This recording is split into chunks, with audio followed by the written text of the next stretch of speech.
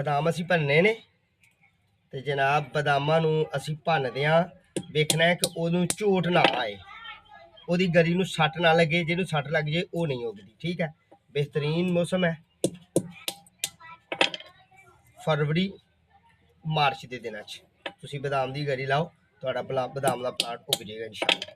ਜ਼ਰਾ ਦੇਰ ਪਾ ਉੱਗਦਾ।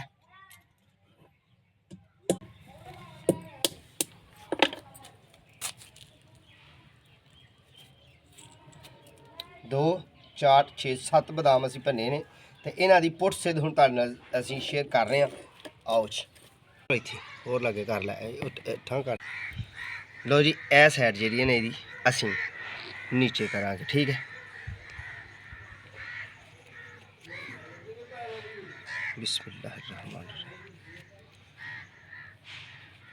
ये सानू पानी डेली छिड़काव करना पेगा तो फिर साढ़े बदामां दे पौधे जिहड़े ने वो 1.5-2 हफ्ते बाद इंशाअल्लाह निकल आएंगे।